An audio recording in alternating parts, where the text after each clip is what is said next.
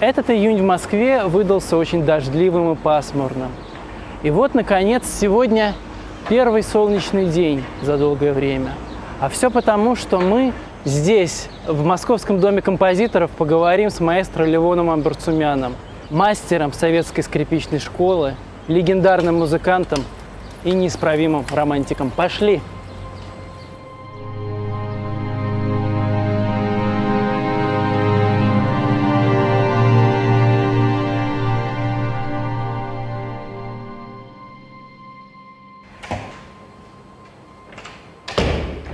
Здравствуйте, Левон Ашотович. Ой, здравствуйте, Игорь.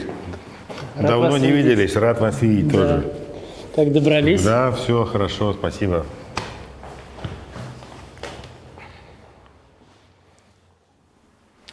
Левон Ашотович, выбирая место для нашей встречи, мы с вами, скажем прямо так, совсем недолго думали, почему мы беседуем с вами именно в Доме композиторов сегодня.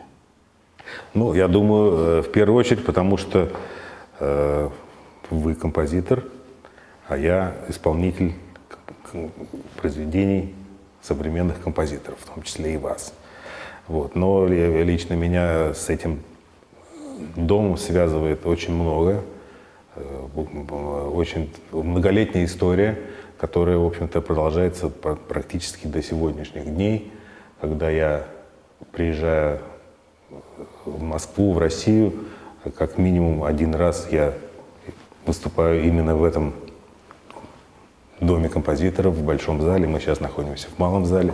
Кроме того, меня связывает с этим залом очень многое, потому что многие годы мой оркестр, камерный оркестр «Арко», имел просто базу в этом помещении. И вот именно здесь. Здесь? Именно здесь, да. На сцене мы не могли уместиться, но вот в зале, значит, мы репетировали. И тогда, когда моя началась вот такая довольно интенсивная и продуктивная творческая связь с московскими композиторами. А с чего вообще все началось? Как случилось так, что у вас оказалась в руках скрипка? Ну, скрипка оказалась совершенно случайно, потому что мои родители не были музыкантами, просто они были любителями музыки. Вот. Но как бы в каждой такой, знаете, уважающей себя интеллигентной московской семье нужно было учить, то есть было традиционно учили детей музыке. И моя старшая сестра училась в музыкальной школе, которая находилась во дворе нашего дома в Москве на проспекте Вернадского. И меня, как маленького ребенка, нельзя было оставлять дома, и поэтому меня водили за ручку туда. Просто за компанию? За компанию, да. И пока моя сестра занималась в школе, я там играл в песочки в возрасте 3 лет. Вот. И случайно, вроде случайно, но я думаю, не случайно, моя мама была очень красивая женщина, и, значит, к ней подошел пожилой мужчина, обратил внимание на меня, но я думаю, что повод у него был подойти к моей маме. Вот. И он, значит, спросил: мальчик, ты хочешь играть на скрипке? Я сказал: конечно, хочу. Оказалось, что это был педагог этой музыкальной школы. А почему вы сказали: конечно, хочу? Я бы ответил: конечно, нет. Я потому что понятия не имел, что это такое. Если бы, конечно, я мог предположить, во что это, так сказать, выльется и чем это может закончиться, я бы точно сказал нет. Вот. Но поскольку, так сказать, это была как бы для меня новая игра, в 3 года, тем более, что там можно понять. Конечно, мне что-то предлагают, конечно, надо соглашаться. Вот так это и началось. Дают — бери, бьют — беги. Да, совершенно верно. А вот, говоря об учителях, вам, как мне кажется, как никому другому, может быть, в жизни с ними повезло. Вот давайте немножко, может быть, поговорим о них. Вот с Феликса Андреевского, да, началась ваша такая профессиональная история. Да, я думаю, что, может быть, даже немножко раньше. Значит, вот тот старичок, который мне вложил скрипку в руки, он мне сделал скрипку своими руками. То есть такого размера скрипок не существовало, и он сделал скрипку вот такого. 1/16. Вот, нет, 64-я, я думаю, вот такого размера, абсолютно. Представляете, 3-летний ребенок, на какой скрипке он может играть. Вот, но это была, в общем-то, игра. А потом, значит, я поступил в Меченскую школу, и моим педагогом был известный педагог Михаил Горлицкий. Кстати, его сын продолжает его традиции, сейчас он достаточно большое имя в Европе. И мы, кстати, вместе с ним учились. Вот. Потом я перешел в ЦМШ, и вот, значит, дальше вот началось мое такое особенно интенсивное, и, я бы сказал, самое счастливое время в жизни, когда я имел дело и учился у, я считаю, величайших педагогов современности, бесспорно России, но я думаю, что и вообще, так сказать, в мировом масштабе точно. Вот, значит, основной мой профессор это был Юрий Янкелевич, да, который воспитал целую плеяду великих российских музыкантов, скрипачей, таких как Спиваков, Третьяков. Феликс Андреевский, это был его ассистент, который, в общем-то, занимался черновой работой поначалу. Вот, и поэтому я считаю, что это начало, которое мне вот дало какую-то базу, в сознательном возрасте причем, что особенно ценно. Потому что когда, знаете, когда вот дети начинают заниматься сразу правильно и сразу все идеально, ничего не надо переделывать, они потом, в общем, даже не знают, как они, почему они так хорошо играют. Или там плохо, скажем, да? Да. Вот. А у меня именно в сознательном возрасте, вот как раз Феликс Андреевский, он со мной работал над всеми вещами, которые, в общем-то, я дальше использую в своей педагогической деятельности. То есть я в сознательном возрасте понял, что надо делать, чтобы что-то исправить и чтобы что-то такое улучшить. Это осознанная игра, да. Это очень важно. А вы к Янкелевичу попали сразу, он вас взял, как это произошло вообще? Мой педагог Горлицкий очень серьезно болел, вот, и мы, значит, мои родители стали искать, что делать, куда идти. И, в общем, выбора никакого не было, потому что Янкелевич это был самый лучший, самый знаменитый, самый продуктивный и, в общем, по всем отзывам. Ну, это легенда, конечно. Да, безусловно. Абсолютно. Вот, и поэтому меня показали ему, он меня тут же взял. Вот, и вот это было мое такое очередное везение в моей жизни. А до какого возраста вы у него учились? Я у него учился 5 лет. В общем, практически я прошел всю консерваторию у него. Хотя это была не консерватория, это было в школе. ЦМШ? ЦМШ, да. Потому что вот как только я поступил в консерваторию, в эту же осень он, к сожалению, умер. На первом курсе вашего? Да, прямо в самом начале, в сентябре. И как сейчас я уже понимаю, какой же он был молодой. Ему было меньше, чем мне сейчас. Вот. Так же, как, кстати, и Ойстерху тоже, который умер в возрасте. Вот. Я не считаю себя старым, а тогда мы думали, ну да, конечно, ну что там, 64, там, 65 лет, но это достаточно солидный возраст, а сейчас, так вот, понимаешь, как рано они ушли все. Да. Вот. Возвращаясь к Феликсу Андреевскому, значит, я должен отметить, недавно я где-то в его биографии почитал, дело в том, что он уехал в Лондон где-то в 70-е годы. Вот. И в одной из его биографий я, значит, прочитал, что Ягудий Минухин, когда приезжал, значит, в Москву в 70-м году и выступал в Большом зале консерватории, он пришел к нам в ЦМШ. Вот. И для него устроили концерт. На этом концерте играл я. И в его биографии написано, что когда Минухин послушал учеников Андреевского, после этого он его пригласил в свою лондонскую школу, в Лондон, да. Так вот, этими учениками Андреевского был как раз я. То есть, значит, Минухин, можно сказать, так сказать, украл моего учителя. Украл.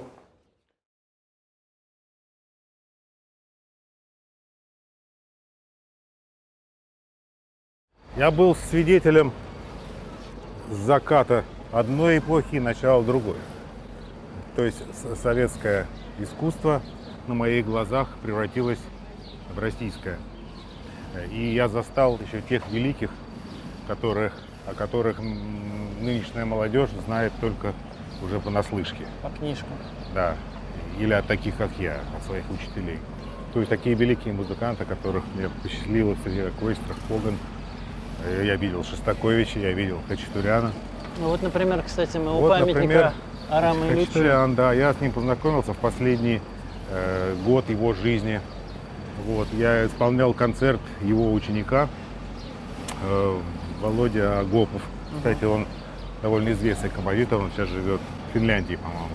Вот. Я в Большом зале консерватории исполнял его концерты, мы ходили к Араму Ильичу на уроки. Вот. И вот это было одно из незабываемых впечатлений моей жизни. Я знаю, что Арам Ильич предложил вам поехать на гастроли. Да. Арам Ильич вообще, так сказать, так же, как и Тихон Николаевич, они славились тем, что они свои юбилеи справляли в течение нескольких лет по всему миру, дирижируя своими концертами. И вот, значит, кстати, мне и с Тихоном Николаевичем тоже не повезло. Надо было мне родиться, наверное, лет на 10 раньше, вот, потому что многих музыкантов он вывез таким же образом, что, скажем, того же Репина, того же Венгерова, того же Гергиева отчасти. Так же, как Арам Ильич ездил со своими произведениями по всему миру и играл его концерт. Коган Леонид Борисович, потом я уже не помню кто. Ну, в общем, и один из последних разговоров у нас был, что, так сказать, мы будем отмечать его очередной юбилей в поездке с его скрипичным концертом. А куда поездка? Ну, абстрактный был такой разговор, еще, так сказать, речи не было. Но Он должен был дирижировать? Да, он всегда дирижировал своими концертами, и ему очень понравилось, как я играл концерт его ученика. Вот, и поэтому он как бы взял меня на заметку. А у вас концерт Хачатуряна был в репертуаре? Ну, концерт Хачатуряна у меня был в репертуаре еще со школы. Да, это был один из первых концертов, который Он не я трудный считается? выиграл. Он считается трудный, но, так сказать, не супер трудный. Вот, но это как бы, так сказать, моя signature. Да, я его играл очень много, во многих местах. И, в общем, довольно удачно. И у меня есть несколько записей различных из разных стран. Вот, в том числе одна из с Вероникой Дударовой.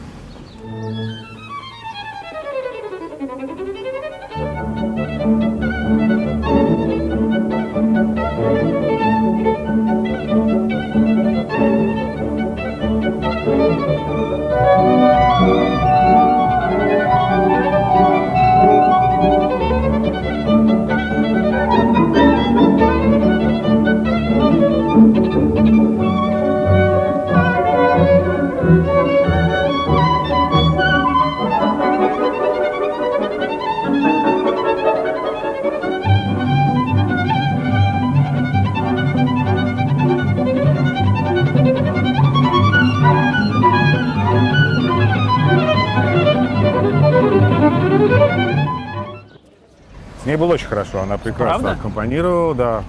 Она ко мне отнеслась очень с таким уважением. Она Хотя, довольно скандальная дама. ну, меня пугали, что будут проблемы, но почему-то у нее со мной не было проблем. Очевидно, она молодых мужчин любила, в принципе.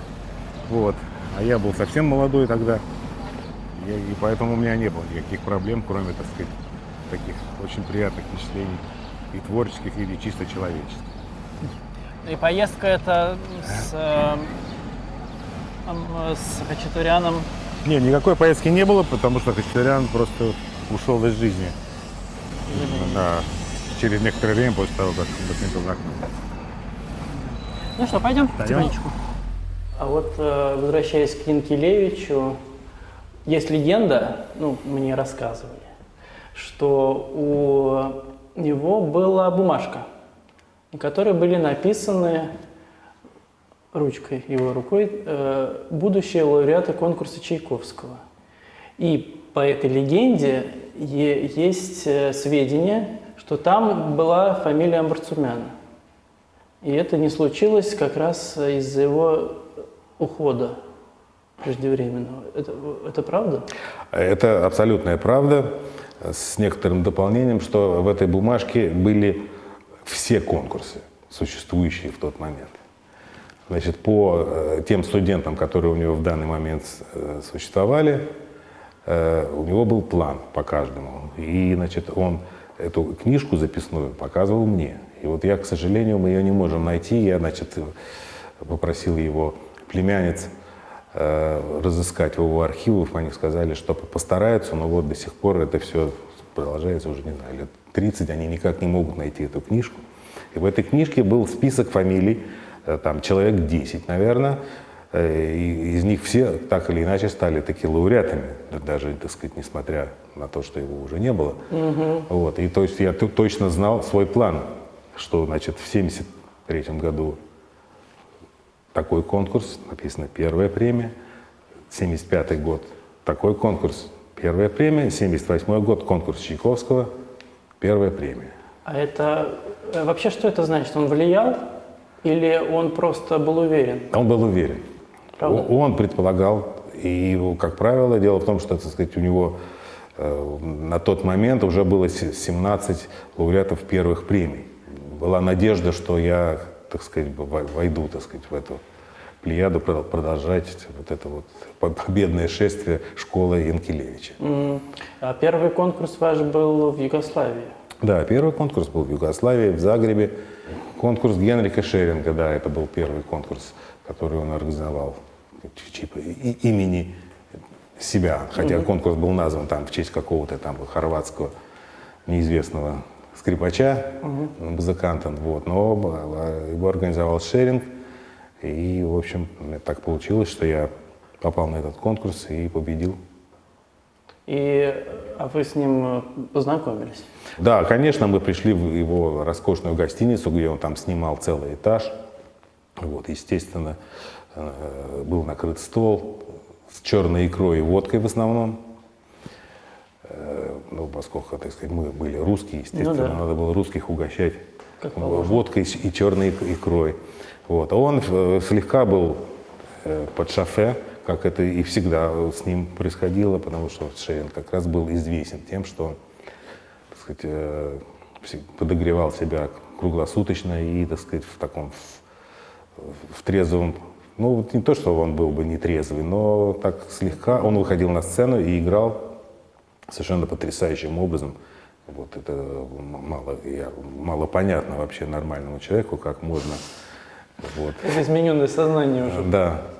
Вот. Ну, в общем, мы-то с ним провели довольно мило там время. И он тогда что-то, какие-то анекдоты даже рассказывал русские. Это было так давно, что я уже, честно говоря, деталей не помню. Вот я помню только стол с водкой и с икрой. Язык он не забыл. Язык, ну нет, он вообще был полиглот. Он говорил на, не знаю, на 8-9 языках в совершенстве. В общем, такая интересная личность. Удивительно. И после смерти Янкелевича вы попали к Леониду Когану.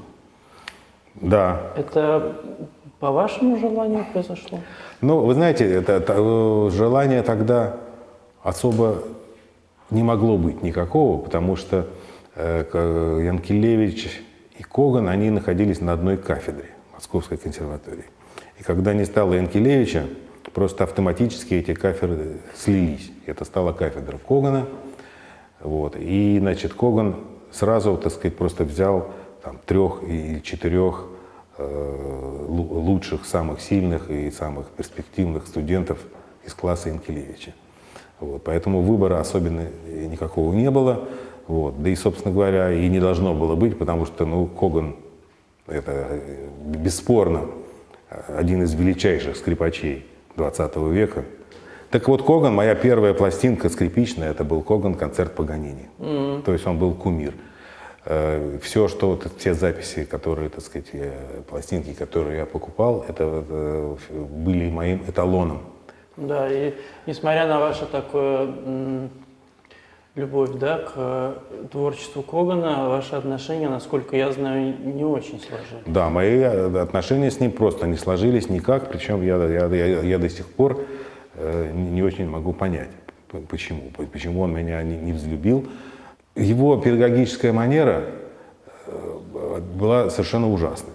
То есть я вот, когда говорю, что я счастлив, что я учился у таких музыкантов и профессоров, я считаю, что мне тоже повезло в какой-то степени, и с Коганом тоже. В каком плане?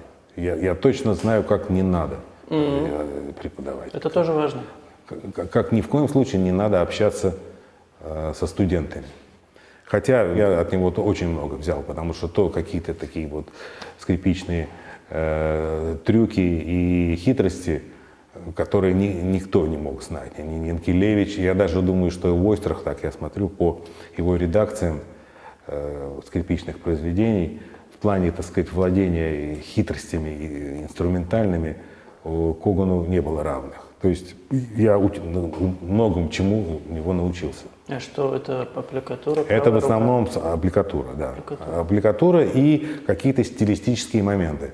Потому что в то время вопрос музыкального стиля не очень стоял вообще, так сказать. Да. Потому что все играли все одинаково. Вот. А Коган был, как сейчас говорят, достаточно продвинут в этом плане. Очевидно, он, так сказать, много изучал, играл. Он играл с Карлом Рихтером, он играл, по-моему, с Бадурой, Шкодой. То есть он играл с теми музыкантами, они играли Баха, эти сонаты, которые у нас и вообще в Европе играли, вот и тот же Шеринг, играли такую как романтическую музыку. Да. Вот. А он, я помню, был концерт в зале Чайковского, 6 сонат Баха с клавесином. Вот. И всем очень не понравилось, потому что это было как-то вот с нашей точки зрения холодно, отстраненно и совершенно не так, как мы привыкли. А потом, через 15-20 лет, уже все начали так играть. Да. Вот. Ну, дальше уже пошли перегибы, так сказать, так называемого барокко, да, это сумасшествие. Вот. Но в этом плане, в стилистическом, и связано с аппликатурой не только технически, а аппликатура, как это звучит, как сонаты Бетховена звучат вот такой аппликатурой, как использование струн пустых, отсутствие ложных романтических приемов в классической музыке, что, в общем-то, так сказать, было очень принято, потому что все, там, Яша Хейфиц и тот же Ойстрах, они все играли.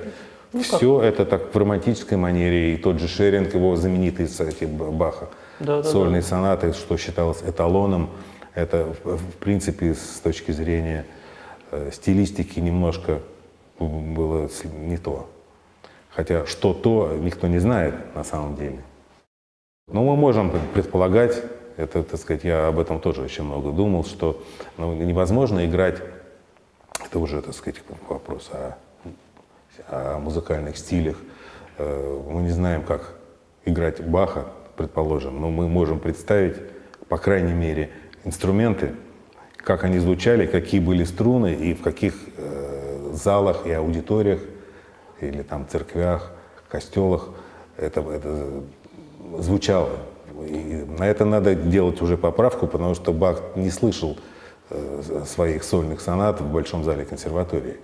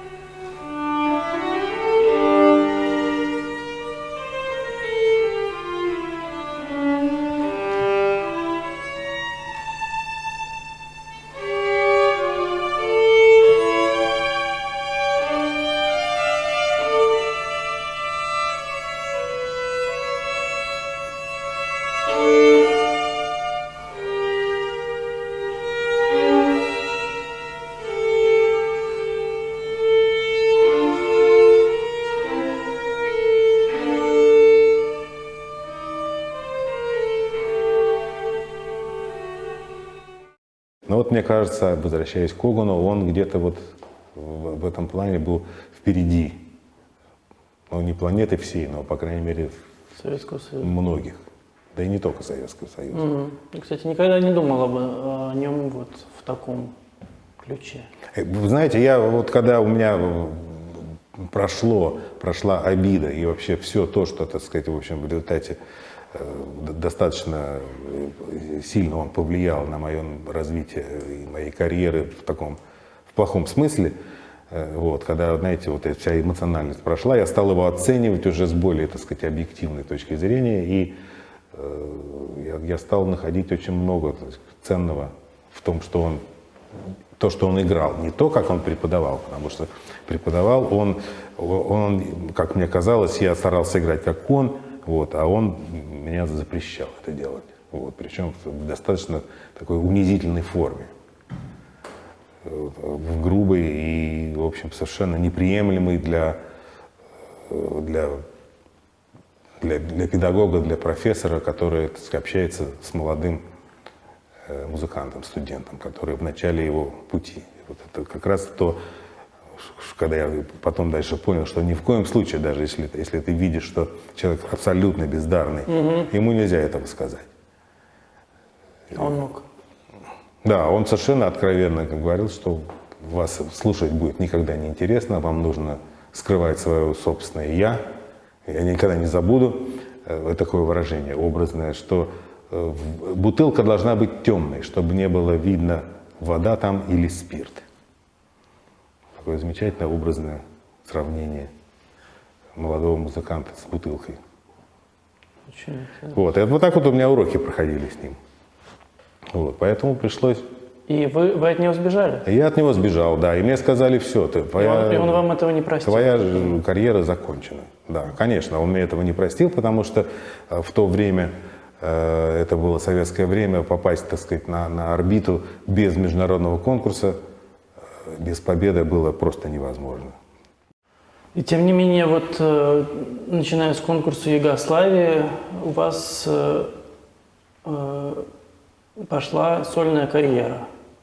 Нет, ну, конечно же, после победы на конкурсе в Югославии началась сольная деятельность, безусловно. Это был 1977 год, потом, значит, был конкурс в Канаде, Да. вот, и началась сольная деятельность, которая происходила достаточно своеобразно, потому что я объездил весь Советский Союз, включая все республики, вот, и массу социалистических стран.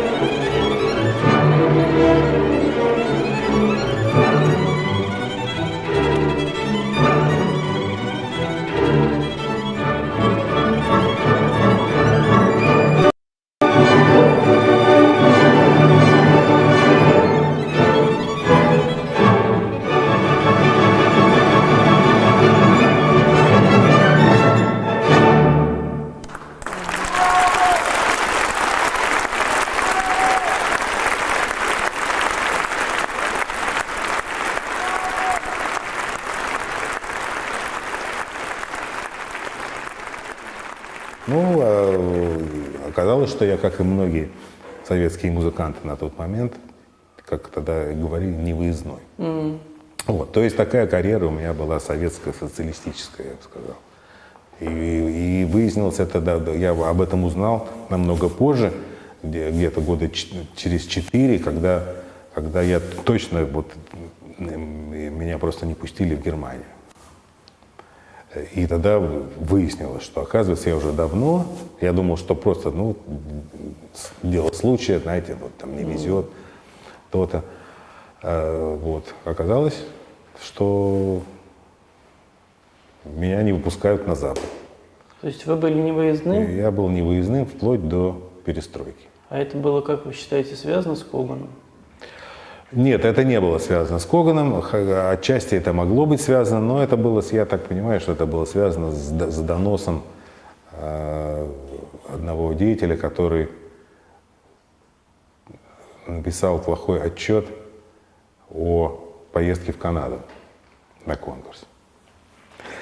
Значит, к каждому советскому музыканту всегда прикреплялся под видом переводчика сопровождающий, который, так сказать, следил за его поведением. И, в общем, какая-то помощь от них была, потому что не всегда люди ехали в страну, на языке которой говорили, но это как бы был переводчик. Вот. Но, значит, в нашем случае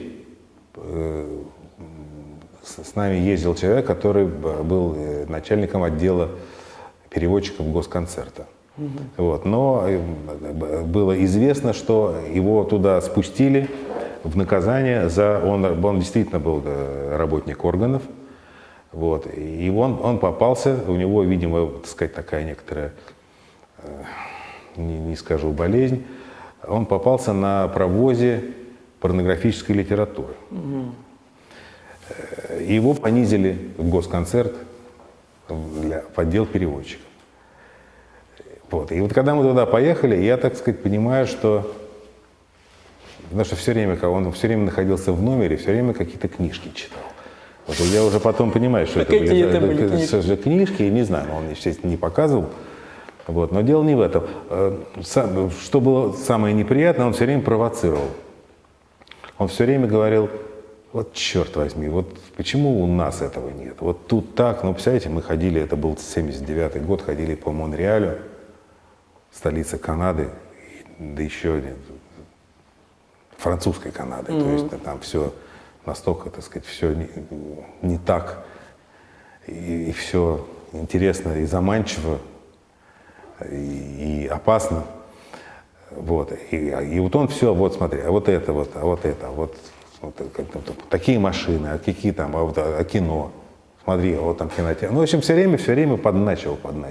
И я ему сказал: слушайте, что вы это самое, все время, я вот напишу на вас отчет о поездке, потому что вы все время...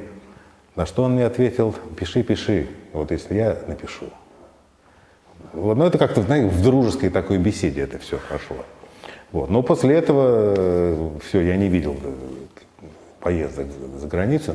Вот. Поэтому и потом, когда вот через несколько лет я узнал, он сказал, что да, у тебя был просто отчет. Таки он написал. Таки он написал, да.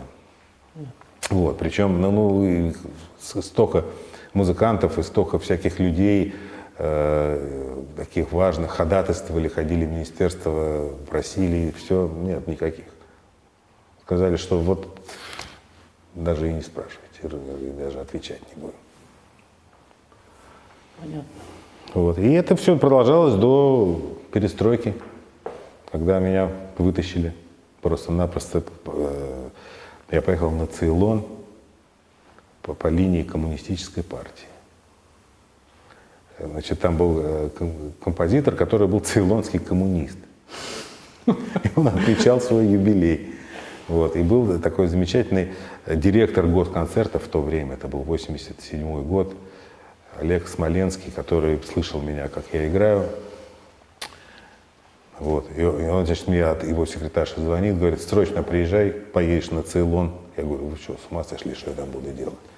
Он говорит: это по линии ЦК КПСС поездка. Поэтому сейчас как раз вот тот случай, вот главное прорвать, так сказать, эту блокаду. И вот. Оформление эти сделают за 2 часа, потому что это там срочно нужно что-то. Обычно оформление занимало там месяц-два. Вот. И вот, значит, таким образом я поехал на Цейлон. Вот. И все, с тех пор я стал уже ездить в капстраны. Вот, кстати, мы тут неподалеку от памятника Мстиславу Ростроповичу. Вы не были с ним знакомы? Я был с ним знаком, потому что его дочери учились в ЦМШ вместе со мной. Вот, и, значит, со старшей дочерью у меня даже был небольшой роман такой школьный. Вот, я ее подтягивал по предметам, потому что она, в общем, была не очень, так сказать, усердная ученица.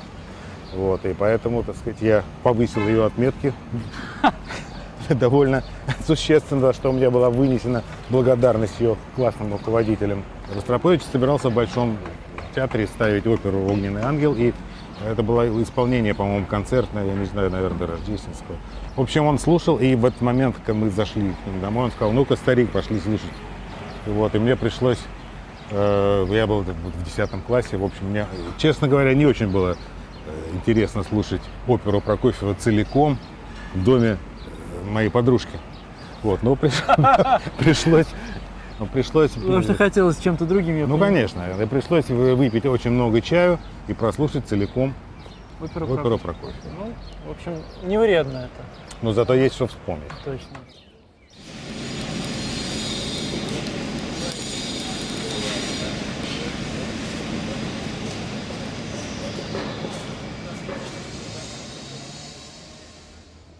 В интернете я видел вашу фотографию с Исааком Стерном. Вы были знакомы? Да, с Заком Стерном это произошло совершенно случайно.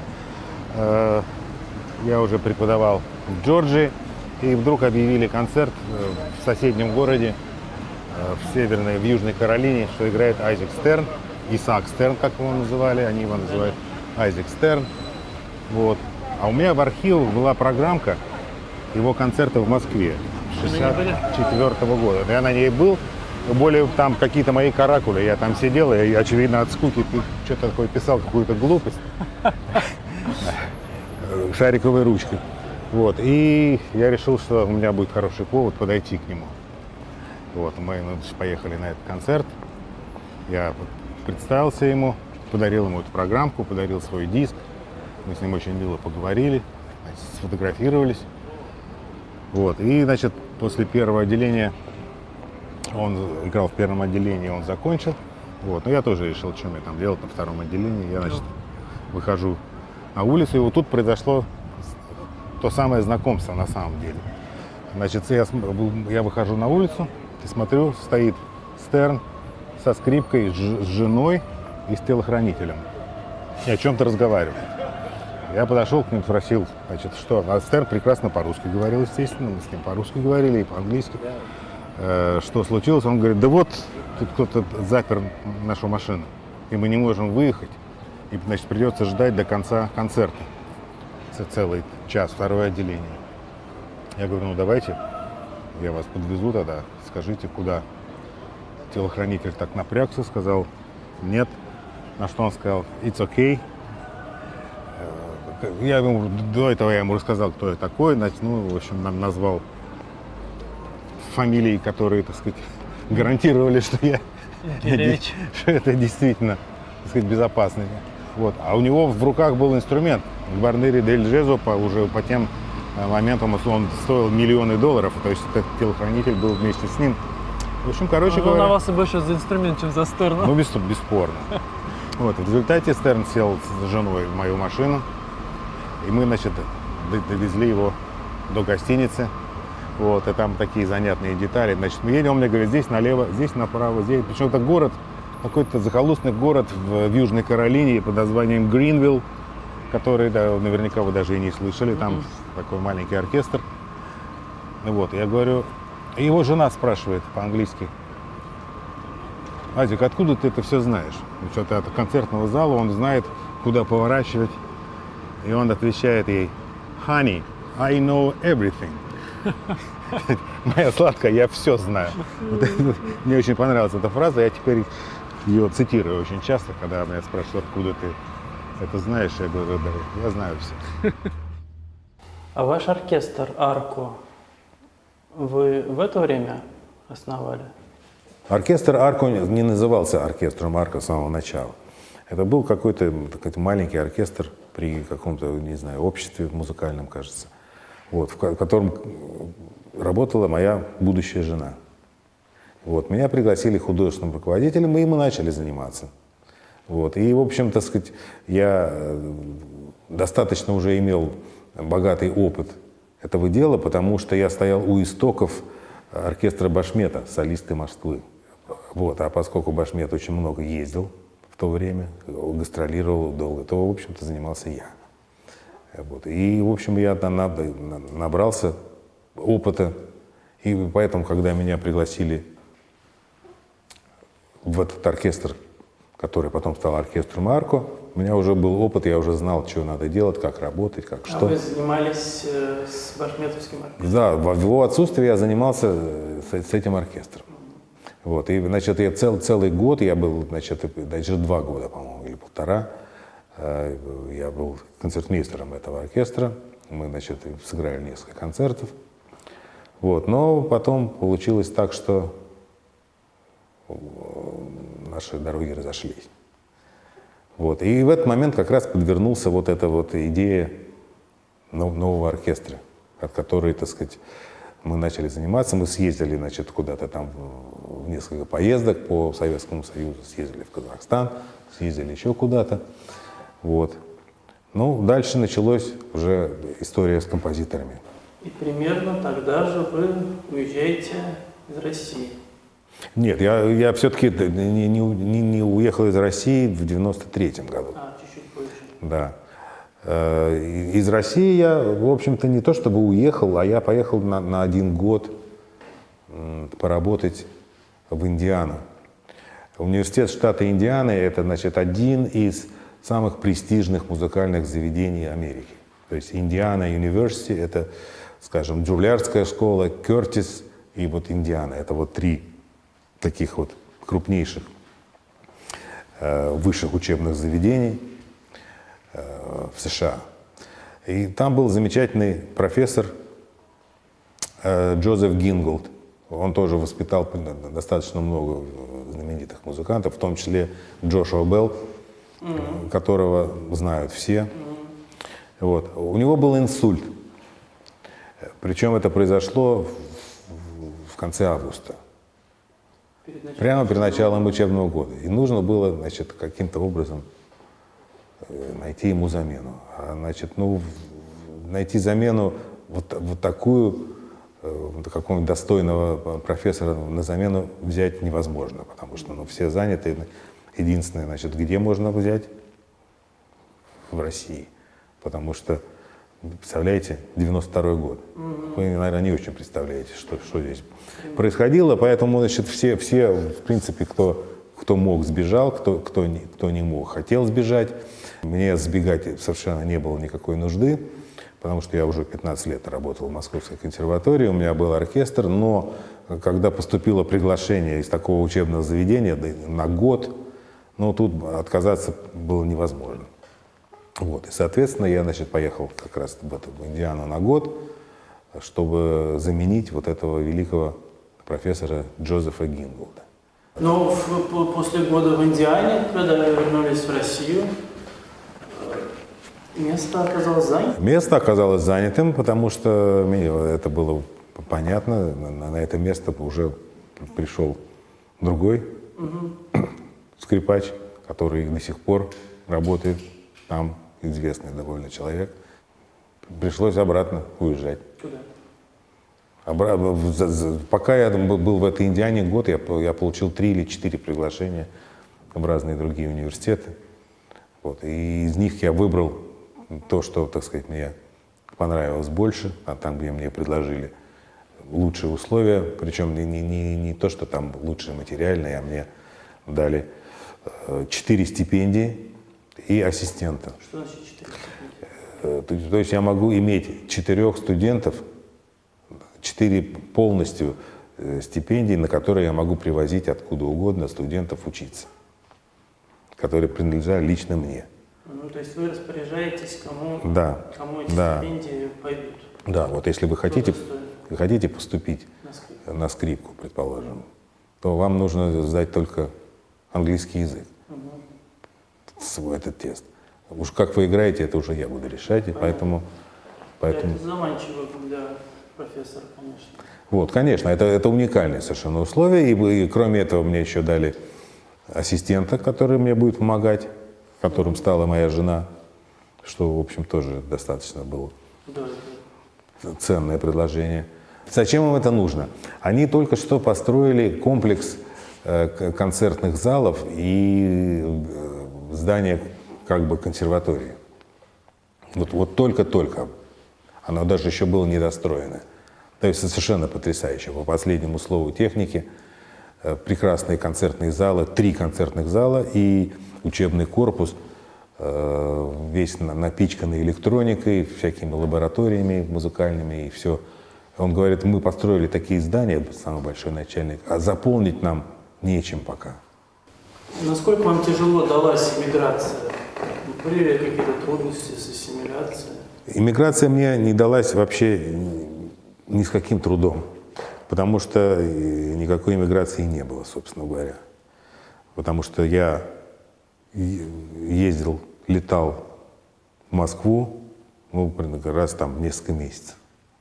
Вот. А поскольку я не считал себя иммигрантом, у меня мама здесь, все мои друзья здесь, все мои концерты здесь, поэтому у меня, так сказать, даже почти что до сих пор у меня, значит, такое ощущение, что я просто нахожусь на гастролях. Хотя у меня там дом, но у меня и здесь дом, я приезжаю в Москву, я чувствую себя как дома. Абсолютно. Я уезжаю туда, и я тоже приезжаю домой. Вот. При этом, так сказать, особенно сейчас в связи с коммуникацией, с этими средствами, это совершенно элементарно. Нажимаешь на кнопку и разговариваешь, как в соседней комнате. С детства меня моя мама заставляла учить английский язык. И вот, с учителем. То есть, с репетитором, ну, буквально с детства, там, с 6 лет. У вас не возникло? Вот, поэтому у меня абсолютно не возникло. Более того, как я уже сказал, что благодаря этому это было таким существенным фактором, что меня туда пригласили. Вот, поэтому, так сказать, у меня никаких барьеров не было. Культурного барьера вообще в Америке быть не может, потому что ну, каждый, так сказать, живет своей жизнью, и никому никакого дела нет. То есть у нас все, у нас и быт свой, вот, и все с уважением относятся к этому. Это просто, не знаю, например, я не представляю, как я мог бы жить во Франции или в Германии. Хотя сейчас, наверное, уже тоже в Германии там очень много, так сказать, русских общин. Да. Вот, но, в общем, жить в европейской стране, наверное, я бы не смог.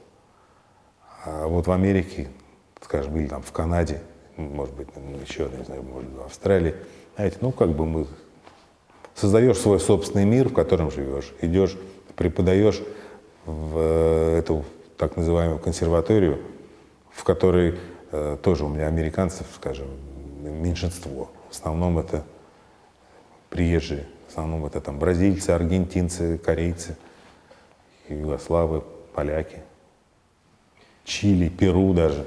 А оркестр вы перевезли? Оркестр да, не то чтобы я его перевез, но я перевез дух этого оркестра. Потому что вот те самые 4 стипендии, которые я получил, плюс тот самый ассистент, которым является моя жена, это уже 5 человек, это основа этого оркестра.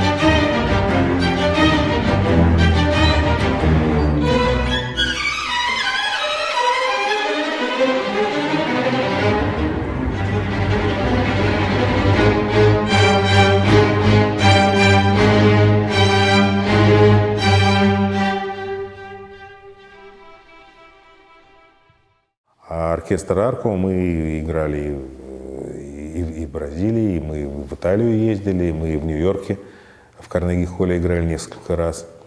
Вот, мы записываем очень много дисков, буквально прямо вот до последнего времени. Вот, так что жизнь продолжается. Левон! Удалось прорваться, да? Да, мы пробились. Привет, да. Привет, дорогой. Заходи.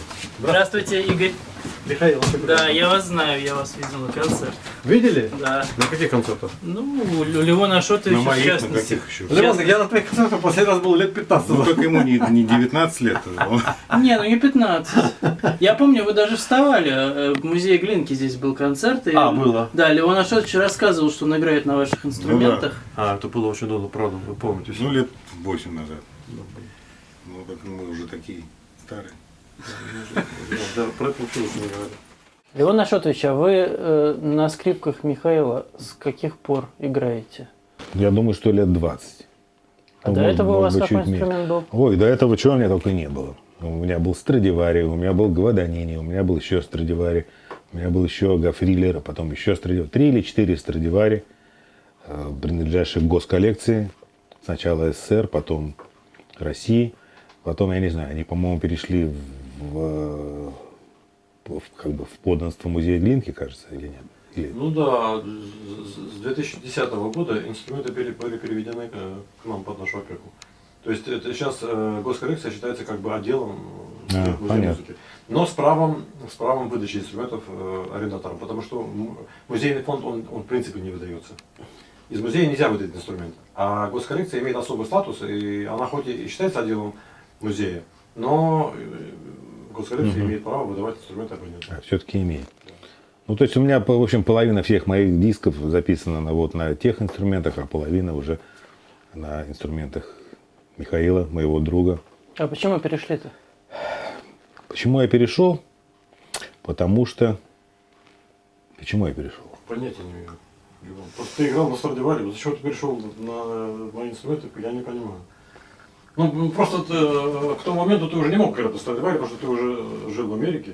Ну, нет, я жил в Америке уже долго. Значит, я все-таки играл на Страдивари. Просто стало сложно каждый раз Оформление, да? вывозить, оформление. Потом там подстраховка стала какая-то совершенно невероятная. Вот. И, в общем, надо было каким-то образом переходить на что-то, что, так сказать, не требовало таких сложностей. Но Вот. обычно в этом случае переходят на мастеровые инструменты там 18 века какие-то, да? Покупают. Ну, вот в данном случае это очень интересный вопрос.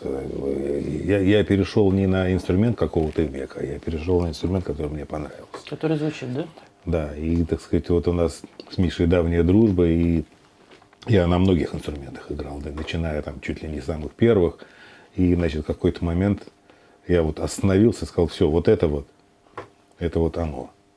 И вот это, по-моему, 10 или 12 года, или даже, вот, на котором я уже я, так сказать, играю на нем. Ну, что я могу к этому добавить? Вообще, это интересный очень вопрос. Взаимоотношения, да, музыканта и скрипки. Дело в том, что Левон один из тех редких вообще скрипачей, который не боится играть на современных инструментах. Потому что вот на Западе это дело достаточно вообще распространено. Там очень многие музыканты и даже как бы известные люди играют на современных инструментах, и это считается нормальным. В нашей стране бытует мнение, что хорошая скрипка может быть только старинная. И от этого у нас вот это ремесло скрипичного мастера не очень развито, потому что нет спроса. Да, спрос же рождает предложение. И поэтому как бы мастеров немного, делают скрипок немного. Почему? Потому что никто ими не пользуется. Продать современную скрипку в России очень-очень сложно. Вот, вот интересный момент, мы с тобой поэтому уже обсуждали, что когда я играл на Страдивари, там в концерт подходят люди и говорят, какой у вас инструмент? Я говорю, Страдивари. Ну тогда все понятно. А потом я их стал ставить уже в тупик. Они говорят, какой у вас инструмент? Я говорю, да, современный инструмент. Вот в прошлом году сделал мой друг. И сразу такие глаза. А кто это такой и что? В общем, так вот. Я помню, я был на каком-то концерте в Рахманинском зале. И тут приходит от тебя смс-ка. И ты мне пишешь, что только что отыграл концерт в Карнеги Холл. Это тут было утро у нас, а у тебя там это был поздний вечер уже. Что играл на твоей скрипке, и спрашивали музыканты, вернее, слушатели интересовались, на чем я играю. Помнишь, ты написал? Такое давно уже было? Ну, это очень давно было. Давно было, да. Какой это был год, я уже не помню. Вот тоже 8-й, 9-й. Да, наверное. Но мне было очень приятно. Давно. Вау! Левон! Это И просто... это все в твою честь, Левончик. Ну я как-то хотела выразить. Это спонтанно, это особенно. Да. Да, на это мы не рассчитывали. Ну вот когда придется сюда. справляться. Леон Ашотович, хочу поговорить с вами о вашем репертуаре. И начать, вот мне представляется логичным с той музыки, которая широко известна скрипачам и, скажем так, довольно мало известно остальным музыкантам и меломанам о виртуозной скрипичной литературе. В каких взаимоотношениях вы с этой музыкой? Виртуозная скрипичная литература — это то, что меня привело в скрипку. Потому что это совершенно нормально, что ребенок, которому нравится музыка, вряд ли его заинтересует музыка Бетховена или Брамса, чтобы играть. А Паганини, это скрипача, там, Лист, Шопен, пианиста, Да. это будет, по крайней мере, мне так кажется. Мне кажется, что нет такого ребенка, который бы, может быть и есть, но большинство будет хотеть все-таки играть Шопена, Листа и Паганини, Винявского, нежели Бетховена или Брамса.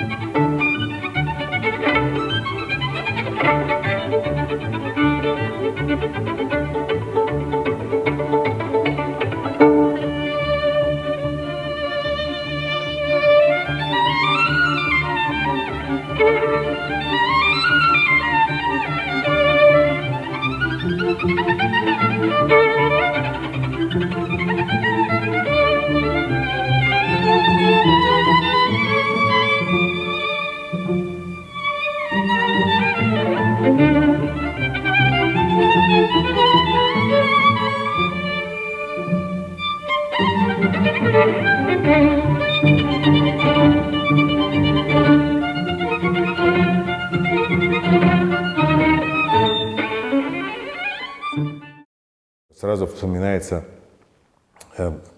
пластинки Когана, Ойстраха, в основном Когана, потому что это Паганини, это не Брамс.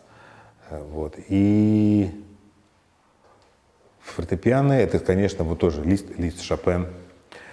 И первые пластинки, которые, так сказать, знаменитых скрипачей, это Яша Хейфец, который играет цыганские напевы Сарасаты, Рондо Капричоза, Сенсанса и еще что-то, такая маленькая пластиночка, небольшого размера, а средних.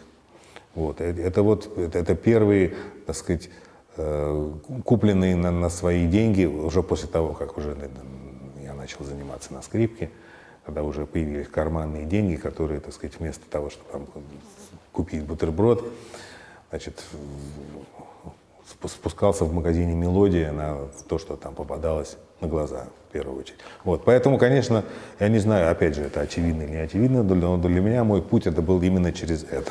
Это совершенно не очевидно. А вот для вас это скорее музыка или скорее спорт?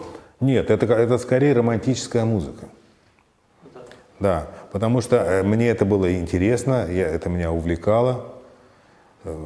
Все остальное мне было просто скучно. И даже вот когда там надо было там играть Баха или Моцарта, мне не было интересно.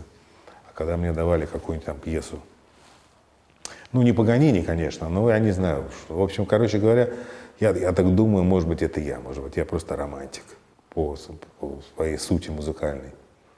Вот. Поэтому наверное, вот вы говорите, что это не очевидно. Очевидно это для меня, потому что это, видимо, вот то, чем я являюсь. Вот, поэтому я пришел вообще, так сказать, через романтику. И Паганини не потому, что спорт, а именно потому, что именно это его мелодии, его эти эмоциональные захлесты, так сказать, так же, как и Двинявский, вот это меня больше всего прельщало, а не пассажи терции или там в арпеджио, или там все это виртуозные атрибуты. Это второе, как бы, это Да. средство, да, для достижения Да. результата цели. Да. Но при этом физические возможности, если и позволяли, то, собственно, почему? Потому что, наверное, не каждому дано играть все это в таком количестве. Вот. А у меня, так сказать, это все прошло через мой организм, и все, так сказать, когда я уже стал заниматься сознательно, вот, когда мне уже никто не навязывал репертуара, как, естественно, так сказать, нам нужно педагоги и профессора, они говорят, ты должен пройти через это, через это, через это. Когда я уже стал сам проходить, я, в общем, в первую очередь я прошел через всю эту виртуозную музыку, я переиграл все, что возможно, все, что успел Паганини, Винявского, Сарасате, вот в такого рода. Вот.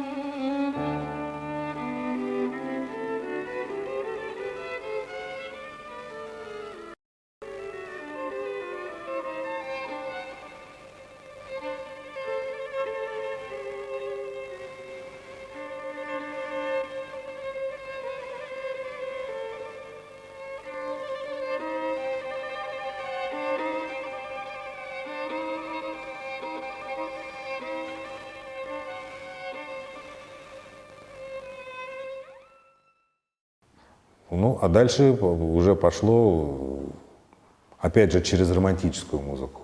Брамс, Шуберт, потом Бетховен. А вот все-таки барокко, классицизм – это необходимость или потребность?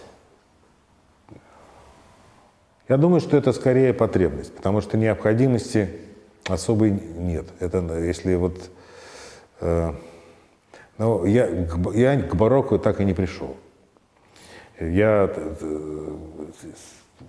сколько нужно для, так сказать, такого, для музыкального образования Баха я переиграл. Настоящее барокко, еще ранее, до баховского, это использовалось как учебный репертуар в основном в детстве. Вот. Дальше уже, в общем, особо, так сказать, у меня большого интереса не было никогда, кроме какого-то периода, когда я много выступал с органом. И вот это был интересный был такой период, опять же, в Советском Союзе. Это был органный бум, как бы какие-то годы, значит, 70-е, 80-е, когда понастроили органов по всей стране. Многие органы стали ставить в существующие соборы, которые тоже там, не знаю, в Красноярске, в Иркутске. Но стали строить еще и органные залы отдельно, очень много. Вот, и поэтому это, так сказать, такое, знаете, обширное поле деятельности, потому что сразу появилось много органистов, вот, а я воспользовался тем, что все-таки все эти барочные сонаты, написанные для скрипки, они все, так сказать, их можно исполнять с органом также. Вот. И поэтому у меня был какой-то период, когда я объездил с моим другом-органистом практически всю Россию. Ну и, в общем-то, можно сказать, весь Союз, потому что мы выступали в таких местах, как Домский собор в Риге, например. Это совершенно невероятное ощущение, при том, что, значит, это эхо, которое длится 12 секунд. Вот. И, в общем, там, конечно, своя специфика, но это нечто совершенно такое вот удивительное ощущение, когда ты стоишь где-то там наверху, и перед тобой пространство, ну, размером, ну, я не знаю, даже как огромный вокзал по объему помещения, этот звук. Вот. И таких огромных соборов, конечно, не так уж много, но они бывали, так сказать, в Иркутске, в Красноярске, ну, естественно, во Львове. Вот. Ну и во многих других местах, где понастроили концертных залов. Но это все, опять же, я, так сказать, не стремился к барокко. Это для меня было просто тоже, так сказать, такой, знаете, такая своего рода романтика на тему старинной музыки.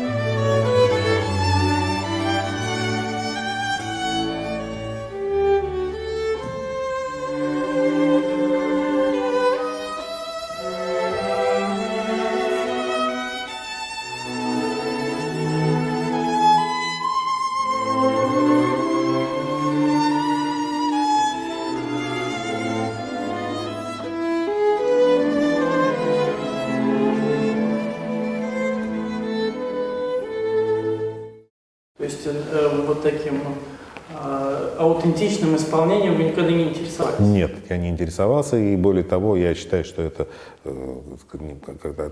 особое, так сказать, направление в искусстве, в музыке, которое, в общем, стоит немножко особняком, мне кажется. Отдельная специальность? Отдельная специальность, да. А классицизм? Ну, классицизм — это то, что, опять же, я пришел к этому намного позже, потому что мы уже с вами, по-моему, говорили о том, что вопрос музыкального стиля не очень-то стоял вообще в мире, не только у нас. То есть где-то, так сказать, в Европе, в западной, он возник немножко раньше, это началось где-то в 60-е годы, в начале. Это камерные оркестры, эти органисты новые появились. Арнан Куш, да, совершенно верно. Вот. А здесь этого не было. Но хотя я помню, когда я, значит, работал в Московской консерватории, у нас был профессор, его фамилия, кажется, Виноградов была. И он организовал комиссию, консерваторскую комиссию по вопросам музыкального стиля.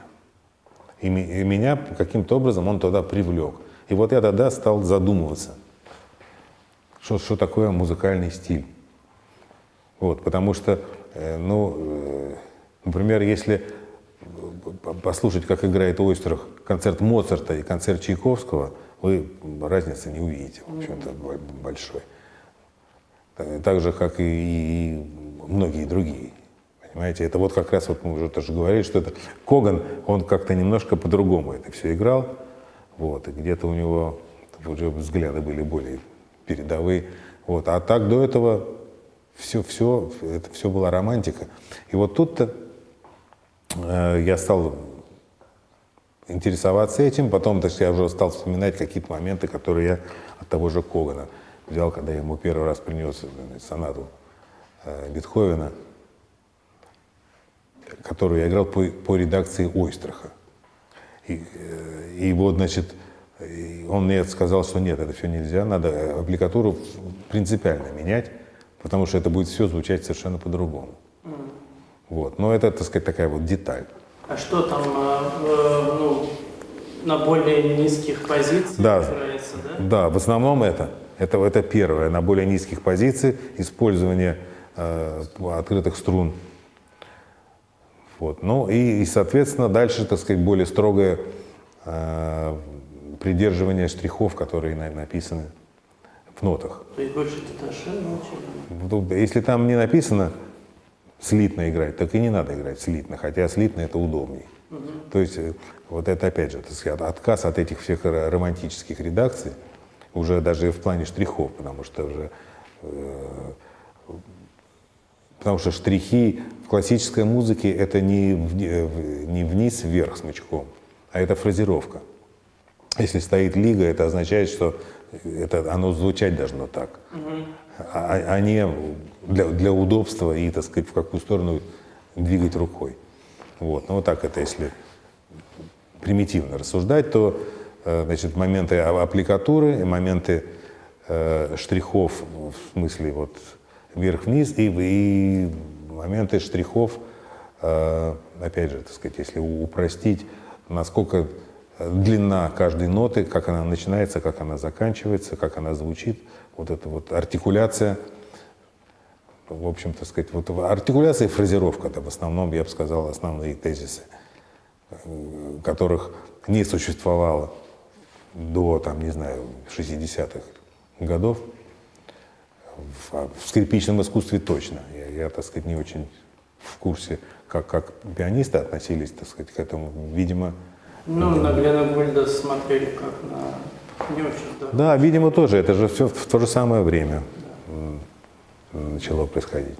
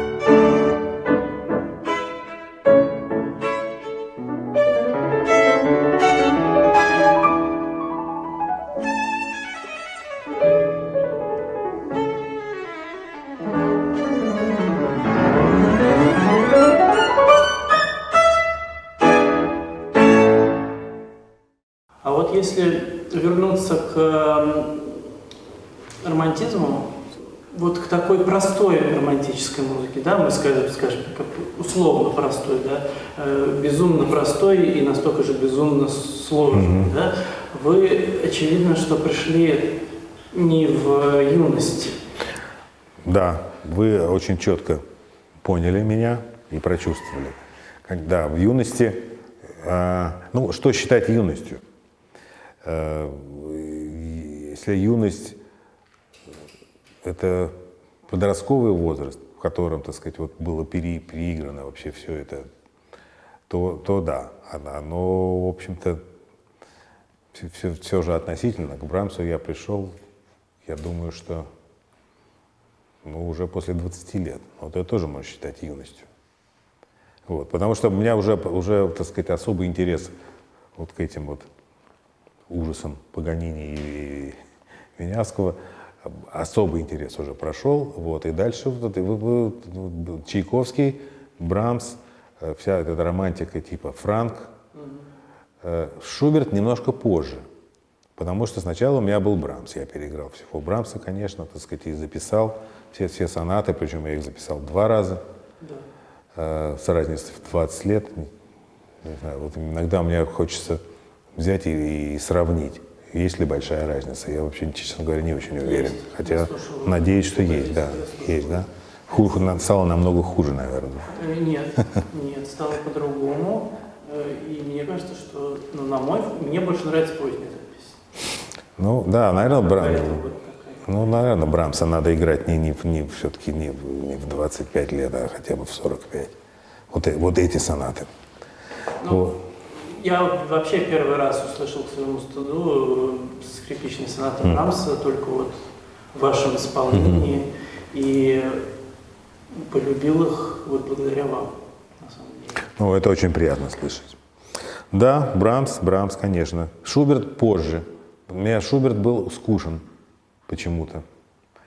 И я к нему пришел уже достаточно в зрелом возрасте и уже стал играть всего, что можно играть на скрипке, в том числе то, чего нельзя, включая, так сказать, ну, то есть не то, что нельзя, арпеджионы, соната на скрипке вообще никто ее не играл, я не знаю, был первым или нет. Вот, и дальше потом, так сказать, у меня было несколько произведений не для скрипки, которые я всегда мечтал, что можно было сыграть.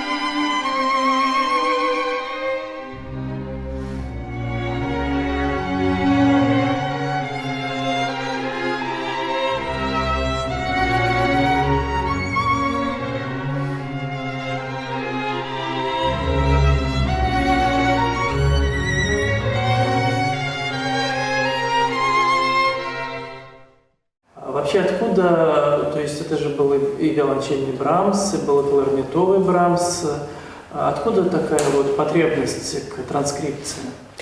Но это не потребность транскрипции, это желание сыграть музыку, которая мне очень нравится. Вот. Ну а потом дальше, так сказать, ну что, вот благодаря дружбе с моими друзьями, композиторами, включая вас, Руслана и ваших любимых учителей Михаила Бронера и Ефрема Подгайца, вот, я подумал, у меня есть камерный оркестр, у меня есть музыка, которую я люблю. И есть произведения, которые, так сказать, вообще даже уже с фортепиано их нельзя сыграть. Например, как я попробовал виолончельную сонату Брамса сыграть на скрипке. Вот. Поэтому вот это даже не то, что, так сказать, желание транскрипции. Я никаких транскрипций сам не делал. А это просто возможность сыграть ту музыку, которую на скрипке никто практически не играл, и которую я хотел бы сыграть.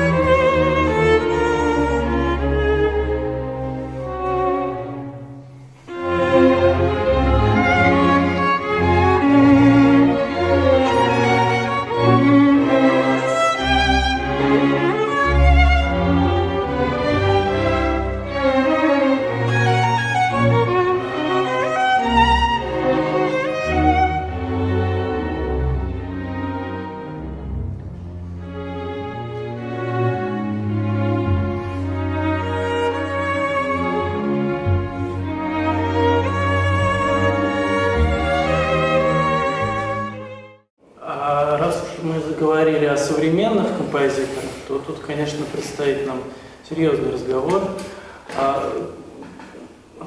Первым был Чайковский Александр Владимирович, я так понимаю. Да. Ну, вы знаете, вот я сейчас тоже вспоминал как-то свою молодость. Первыми, когда я учился в Центральной музыкальной школе, нет, но вообще самый первый, это был вообще-то Кабалевский. Когда я был совсем еще маленьким. И значит, я в своей жизни, это была первая мировая премьера. Когда я учился в Гнесинской школе, Кабалевский, значит, принес моему педагогу сборник пьес для детей, для скрипки и фортепиано. И, значит, там разделили там, на четверых, потому что их там было 24 или там, я не помню, сколько-то. И вот, значит, впервые живого композитора, которого я увидел, это был Кабалевский. Я помню, я был в 3-м или 4-м классе, и, значит, приходит человек, наверное, 2 метра ростом он был, и, по крайней мере, он казался очень высоким. Вот, и, в общем, достаточно милый. Милый? Ну, с детьми он был милый, я не знаю, вот мое... Я знаю, я понимаю, о чем вы говорите, в общем-то, может, это звучит странно, но в тот момент пришел дядя Степа такой, и с детьми очень мило общался, значит, он даже сам так поигрывал. Это вот был мой первый опыт.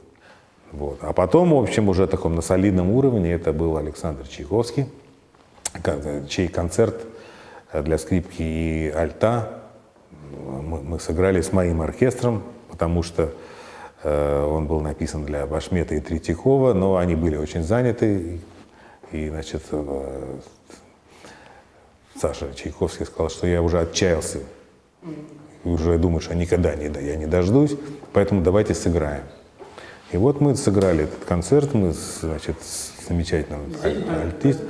Да, мы сыграли его в Доме композиторов, потом мы сыграли его в колонном зале. Это была серия концертов, которые вел Петр Меркурьев. Самое важное, что вас должно, так сказать, настроить еще на восприятие, у этого концерта есть заголовок, заглавие. «Далекие сны детства».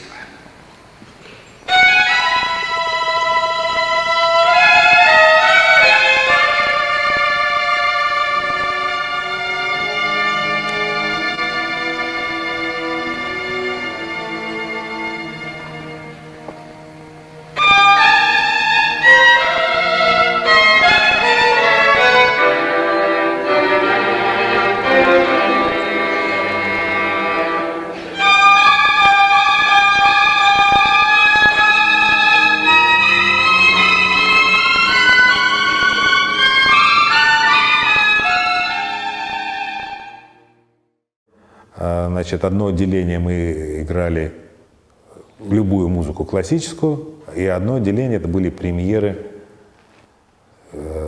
современных молодых композиторов. История была такая, значит, мне звонит Александр Владимирович Чайковский и говорит: слушай, к тебе подойдет некий Миша Бронер, но ты не удивляйся, он говорит одно слово в 7 секунд. Вот, но он хороший, значит, он и, значит, и, по-моему, еще Ефрем Подгайц и Анна Генина.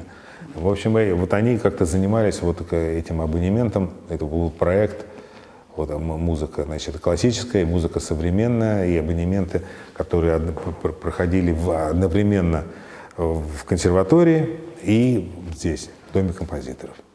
И вот так у меня началась дружба. И с тех пор вы попали. И я попал, да, причем попал очень серьезно.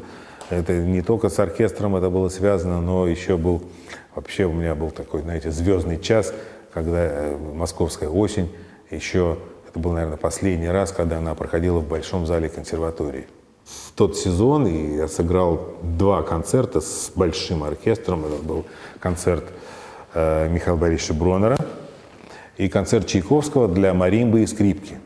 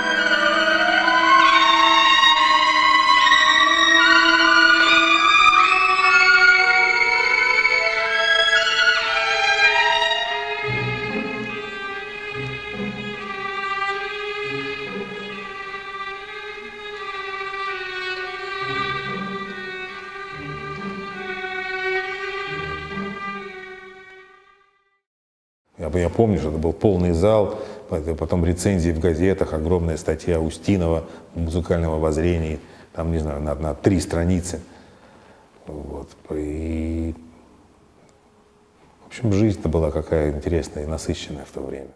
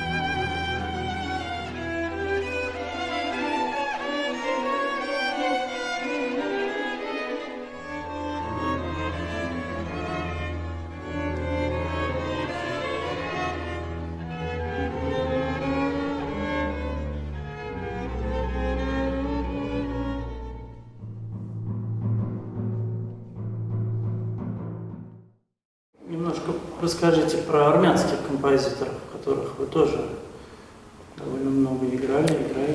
Да, армянские композиторы – это Мирзоян и Арутюнян, классики, патриархи армянской музыки. У меня очень была трогательная встреча с ними в Армении после моего концерта, уже были в 2000-е годы, после того, как я уже, так сказать, мое сотрудничество с ними как бы уже, так сказать, сыграл все, что можно. У меня был сольный концерт в Ереване в 2000 каком-то году. И вдруг я играю и бросаю взгляд в зал и смотрю, там сидят Мирзоян и Арутюнян. Им было уже вот за 80 лет, оба были уже совсем уже слабенькие, достаточно в возрасте. Значит, у одного была сломана рука, он был в гипсе, другой был после инсульта.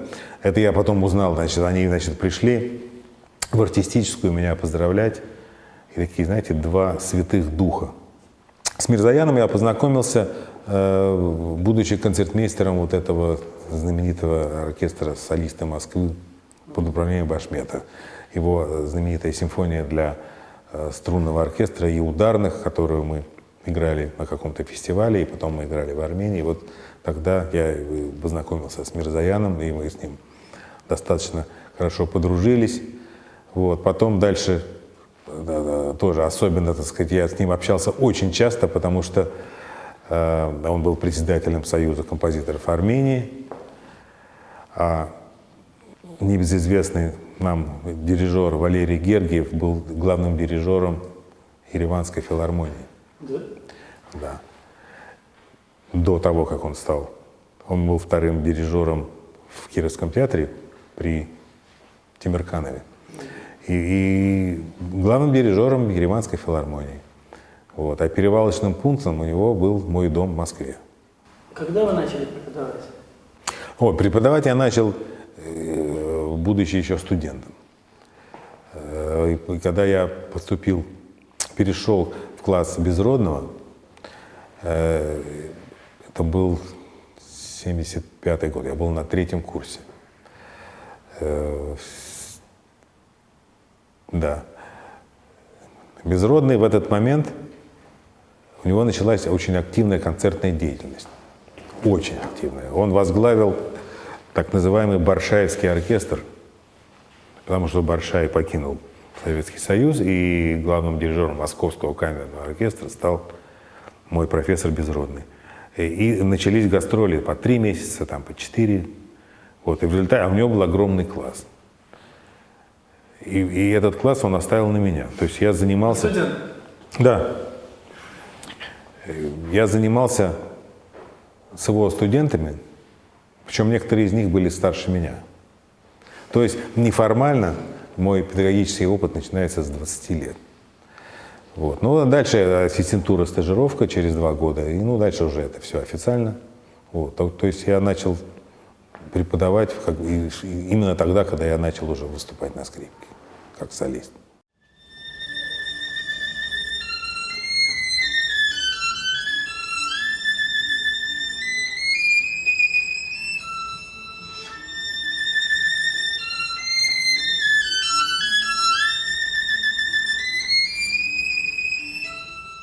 Как бы разделить физическое ощущение двух рук. Потому что если вам удастся, это сразу будет звучать по-другому. Понимаете? Потому что когда мы прижимаем правой рукой, мы, значит, до какого-то предела мы увеличиваем количество звука, но потом дальше уже вот этот нажим, он начинает глушить струну, скрипку, да? Если мы еще хватаем в левой руке, прижимаем, то мы скрипку зажимаем и не даем ей реверберировать. Да? А смысл, так сказать, вообще звукоизвлечения в чем? Это тоже вопрос такой, знаете, не то чтобы физически, а я бы сказал, для меня это очень важно эстетически. Что такое, как играть на скрипке, как извлекать звук. Выжимать, выдавливать, производить звук. Или же сделать так, чтобы создать такие условия для нее, чтобы она, так сказать, себя проявила в наибольшей степени. Чтобы дать ей, с одной стороны, потому что все же зависит от чего? От колебаний, да? Чем больше мы жмем, тем больше мы прижимаем эти колебания. Чем больше мы хотим звука, тем больше мы прикладываем усилий. До какого-то момента мы увеличиваем количество звука, а в какой-то момент мы начинаем его только глушить.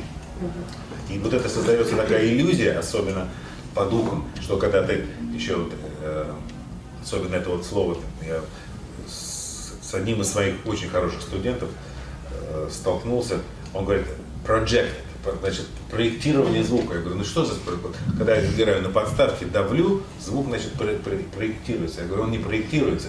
Это у тебя по духам кажется, что он стал громче.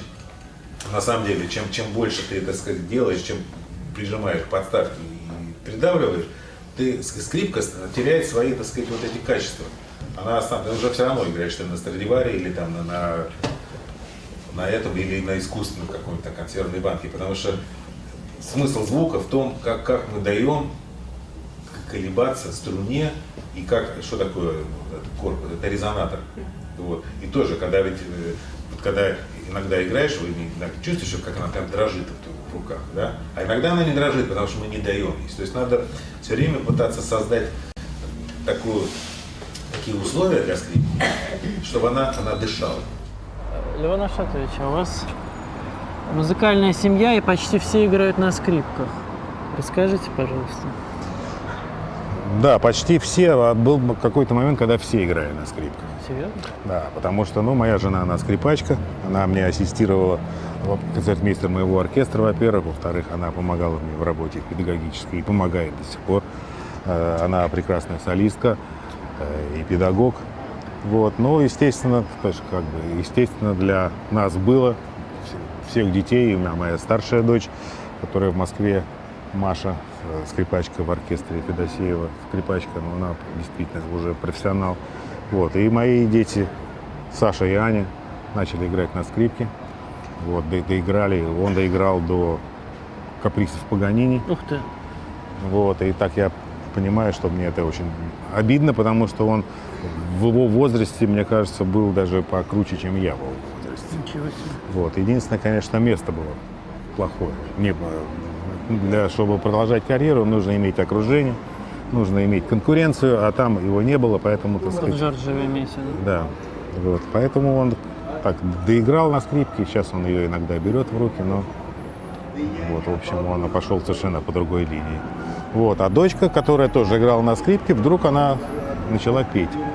Началось это с хора школьного, потом выяснилось, что у нее голос. Мы показали ее профессору вокала в нашем университете, бывшая звезда, кстати, Метрополитен опера. Фридерик Бурчинал его такое имя. Он сказал, что стал ее учить, и в результате пошло, и она сейчас довольно профессионально уже продолжает свое обучение. И какой у нее голос? У нее голос, мне кажется, что у нее очень большой диапазон, но считается, что у нее такое лирическое сопрано. Вот. Но мне кажется, она колоратура тоже берет, и даже она и низкие ноты. В общем, посмотрим, что это будет. А ей, как вы думаете, помогает то, что она скрипачка в прошлом? Я совершенно убежден, что ей это помогает, потому что обычно вокалистами становятся молодые люди, когда у них прорезается настоящий голос, а он прорезается в 16 лет, Да. или там в 15, скажем, а базы никакой нет. Обычно это редко, когда имеется основа музыкальная. Она там с 5 лет играла на скрипке и знала ноты, и тоже до концерта Мендельсона доросла. Вот, поэтому, в общем, она достаточно она в серьезном уровне в музыкантском была, и это ей очень помогает. И она это всегда говорит, что она очень благодарна, потому что все-таки она вошла в эту музыку в раннем возрасте. Мы с вами прогулялись от Дома композиторов до консерватории. Как вам какие-то воспоминания навевает этот маршрут? Ну, бесспорно, потому что это место, где вообще прошла мое детство. Опять же, тот же конкурс Чайковского, который проходил здесь. Мне было 3 года, я не помню, водили меня на этот конкурс, но на следующий, уже в возрасте 8 лет меня водили, а потом все эти школы, в которых я учился, и консерватория, и аспирантура, и 15 лет работы в консерватории. В общем-то, это был мой родной дом. Это вот не просто альма-матер формально, а это действительно то, на чем я вырос и что, в общем, до сих пор является частью меня, и это останется со мной до конца жизни. Вы каждый год здесь играете в малом зале? По крайней мере, до пандемии. Да, до было. пандемии, даже вот у меня был концерт один после пандемии, каждый год я играл. В общем, у меня, как правило, в Москве один концерт здесь, и традиционно был концерт в Доме композиторов, где я исполнял произведения моих друзей, композиторов, и вас в том числе. Вот. И здесь концерты и с оркестром, и сольные, в общем-то, до последнего времени регулярно сюда приезжал, и, в общем-то, я это воспринимаю как, опять же, свой родной дом. Каких новых нам программ ждать? Ну, новые программы, они зависят от вас. Потому что, в общем, все, что надо мне и то, что я хотел, я сыграл. То, чего даже не существовало для скрипки, для меня сделали, опять же, мои друзья. Мы, по-моему, говорили уже об этом. Произведения там Брамса, Шуберта и Моцарта, которые совершенно никакого отношения к скрипке не имели. Они были созданы моими друзьями исключительно для меня. Вот, поэтому, ну, пока никаких планов нет. Но последние 20 лет я регулярно исполняю новые произведения. И, значит, если что-то еще... Что-то еще мне подарят, или даже не мне, а кому-то, я украду с удовольствием и буду это играть, пока играется. Большое спасибо, Левон Ашотович. До встречи в консерватории. Да, спасибо вам. Это было здорово. Да, было Встретиться, здорово. прогулять. Спасибо.